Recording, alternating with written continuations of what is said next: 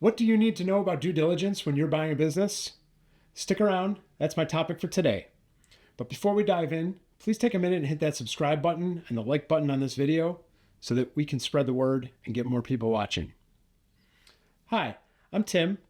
I have bought businesses and real estate, and I am here on YouTube to share my experiences and my stories to help all of us get better at this process.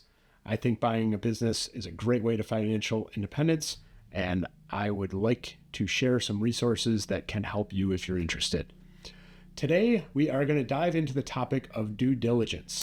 I've mentioned this in some other videos in the past. It is a critical part of the business buying process.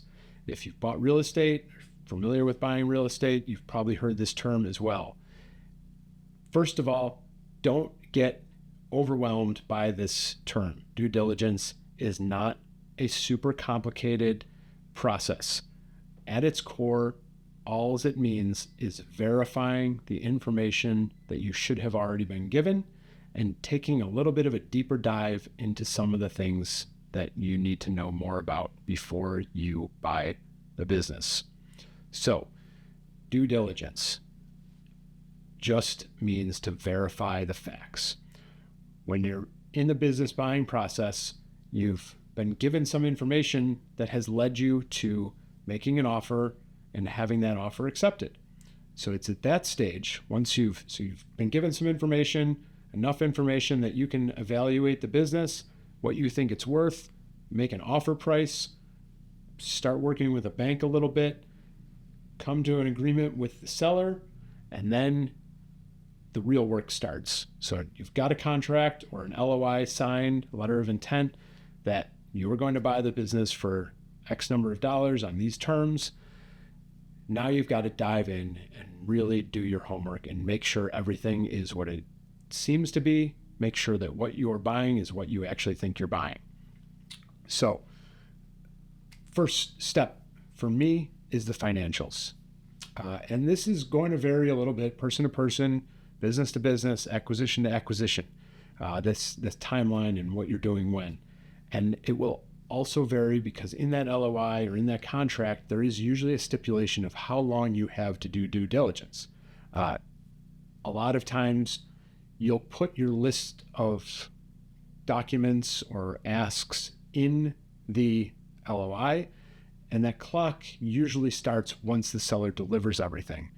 That can be variable depending on what exactly is in your list. If you want to interview a handful of employees, that might be part of the timeline.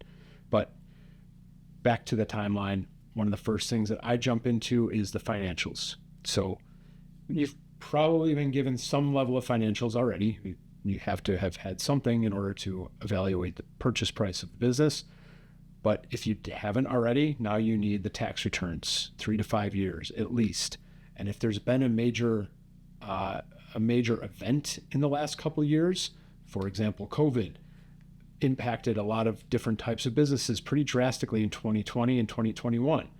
Now we're in 2025, so the 3 years after that is probably good enough. But if it's a big enough acquisition, you might want to go all the way back to 2018, 2019, 2020, just to see what the trend was before COVID and what it is now and how that compares. Not super necessary, but you might want to take a look. Old tax returns, as well as the books, P&Ls, the balance sheets, the cash flow statements from their accounting software that should line up with what the tax returns say, but sometimes there are discrepancies. Sometimes these are serious, sometimes they're not. This is where having a good accountant or financial advisor on your team can be very helpful.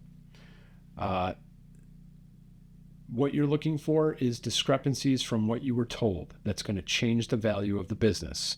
If you were told that revenue was $100,000 a year and revenue is only $80,000 a year, there's a problem. You want to make sure that what you were told matches up with the facts that you have access to now. Legal aspects. So legal due diligence. And this is where you may or may not want to have an attorney on your team to help you take a look at these aspects. These can be large contracts with vendors and or customers whether they're going to carry over to you as the new owner, whether they're solid and locked in, whether the revenue that you're expecting from those customers lines up with what the contract says, whether the pricing from the vendors is going to be continued going forward, what the contracts say about that. You might be planning on a certain percentage of gross profit, but then you take a look at this contract with one of your major suppliers and realize that in a year and a half, there's a scheduled price increase, pretty substantial according to the contract you have. So this is where you want to take a deep dive into the legal agreements, take a look at licenses, whether or not you need them, whether they're up to date, whether you need to apply for a new one. It's also when you might need to start applying for a new one. Operational aspects of due diligence. So looking at the systems and the processes that are in place. Are they what you expected? Talking to some of the key employees if you can, making sure they're going to stick around, prodding them for information to see if there's any hidden skeletons that you didn't know about. Talking to some of the vendors if you're allowed to, and even some of the customers if you're allowed to make sure what you're doing at this stage is, yes, looking for facts and information that didn't line up with what you were told originally, but also to make sure that your growth plan will work. Maybe you had this amazing idea and plan for growing the company, which is what you should have going into the purchase, but in the due diligence, you're finding things that might hinder that plan or hold you back, and that could put your whole business plan at risk. Or maybe you find new avenues that can grow even more.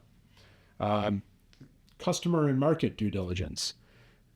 This is an aspect that you should have and probably could do most of before you get to this point, before you even made an offer, taking a look at how big the market is, taking a look at the competition, taking a look at what other markets or how you can grow, that type of thing, what the customer base looks like, what the customer base will look like in the next 5-10 years. But you just want to do a double check during this process as well. Make sure that you are accurate. Make sure that any information you're getting from the company now lines up with what you thought. And then property or assets due diligence. So if you're buying the real estate, making sure that you're looking at the building, get a property inspection, look at the roof, look at the systems, making sure that those are all solid and that you're not going to have unexpected expenses day one. If it's a equipment heavy business, making sure that all of the equipment that you will need to keep operating is in good condition, checking maintenance logs, checking to see if there's any warranties that are going to carry over to you, seeing how old the equipment is, looking at purchase records. If you can talk to the employees, sometimes they will drop little hints that things aren't as good as they seem. I looked at a business one time that was packaging rock salt and fertilizer. It relied on a very big, very expensive piece of equipment. And this business had been in operation for quite a long time. It was run by two people that were mechanics. They were able to keep this piece of machinery operating wherein somebody like me would have relied on outsourced labor constantly to keep this thing up to date. You're packaging rock salt and fertilizer. Those are two very corrosive items. That machine was in rough shape. But because these owners were mechanics, they were able to keep it running at a very low cost because they were there every day. They were doing that. I couldn't make it work with my skill set and what I would have needed to pay somebody else to keep that machinery operating. So those are kind of some of the areas of due diligence that you want to be looking at. And just being aware of your timeline from day one to whenever that period is over. So oftentimes you need to give notice at a certain point. Otherwise, your deposit might not be refundable anymore. What are the red flags that you need to watch for during due diligence? Obviously, mismatches in numbers and things like that are the easy ones. A big red flag that I've seen or I've come across in the past is a seller's reluctance to give you information. So you ask for the tax returns and the seller doesn't know where they are. They can't find them. Or they can't find their books. You know what? Our QuickBooks crashed last year. We lost everything. Those types of things are red flags in my opinion. The tax returns, they usually always find somehow, some way. but other financial records, customer transactions, customer databases. If they're not willing to give you access to the materials that you need, especially if you know that they had them or they should have them, that's a red flag for me. They're most likely trying to hide something. Yes, there are situations or occasions where the owners are just completely disorganized, and maybe it could be a good opportunity for you to come in there and put in better systems. However, to me, that's a pretty big red flag if they're not giving you what they need, what you need to do your due diligence. Customer turnover is another big red flag. So if you get into the customer records and the databases and you see that customers are just churning like crazy, like they come, they buy once, they leave, they never come back, or they, for whatever reason, customer turnover is a very big red flag for me. If you can't get to the root cause of it, and if it's something you can fix as a new owner, great, another opportunity. If it's something that you can't figure out the root cause of, or just you don't think you can fix it, it's going to be a big red flag. Lease issues. So if you're leasing your space and the lease is expiring soon, you want to make sure you get that tied up for the foreseeable future. Use other people as an excuse. For example, when I was buying my liquor store, the bank required me to have a lease for the term of the loan. That way their investment was protected. The landlord at the time, very old school landlord, didn't really do leases. Nope, none of his commercial tenants had leases. He didn't like them for some reason. So he was hesitant to do a lease until I said, well, the bank is requiring me to do a lease. So if I don't have a lease, then I can't buy this business. Sellers are going to be upset. They might just close up, then you're going to have a vacancy. So he reluctantly did a lease with me. So feel free to use other people as excuses in situations like that.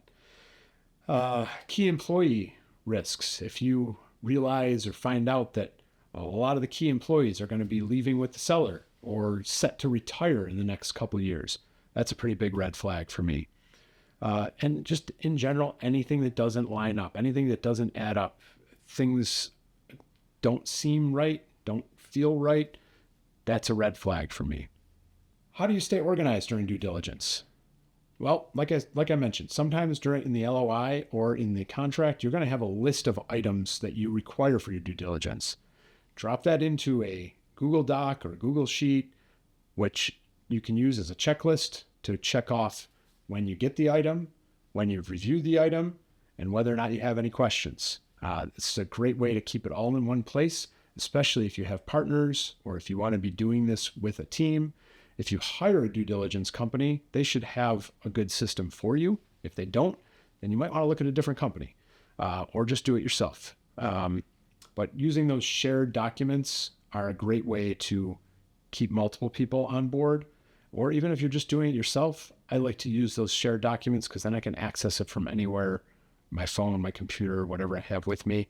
I don't have to wait till I get back to my office to remember if I got that document or this document or whatever it is that I'm looking for, or whether I've already looked at it and whether or not I need more information. So using those things, if you are relying, if you've given your accountant financials to look at for you, or if you've given an attorney different documents to look at for you, make sure you stay on top of them. Professionals like that are often busy, especially depending on the time of year that you're doing this. They could be busier than normal. Something like this is easy to end up on the bottom of their pile of to-dos when they have other people breathing down their necks. Not that you have to pester them, but make sure you're following up with them. Don't hand them something and sit around and wait for them to get back to you if it's taking too long. Make sure you're checking in with them regularly to see if they've looked at it. And that's even more so important if you're on a tight due diligence timeline according to your agreement. So, due diligence is not overly complicated. At its very basic core, you are just verifying all of the information that you should have already had with the new information that is documented, factual from documents that the seller is providing. You want to stay persistent with people on your team and with the seller, following up, making sure you're getting answers quickly. If you ask the seller something and it takes more than a couple days to get an answer, make sure you keep calling, because you don't want your timeline to run out based on the seller not answering questions for you. If you're using a broker as an intermediary in the deal, stay on top of them as well. They're the ones that will be doing the interface in between you and the seller. A lot of times they don't let you just talk directly at this point yet. So you want to make sure that your broker is good and following up and getting the answers that you are looking for. You don't need to be a genius to do this. It's not rocket science. It's just a matter of being thorough and making sure that you're double checking everything that you're given. It's not overly complicated. Don't think of due diligence as this big fancy term that is overwhelming. It's just checking the facts, digging into the business, making sure it is what you expected it to be. If you like this video, if you thought it was helpful, really appreciate you hitting that like and subscribe button. Tag a friend below, share this video with your friends, and drop a comment below. Tell me what aspect you like the best. Tell me what other questions you have about the business buying process or running a business. Happy to share. I like helping people. So if I can do something to help you, please let me know. And I look forward to seeing you all again soon. Cheers.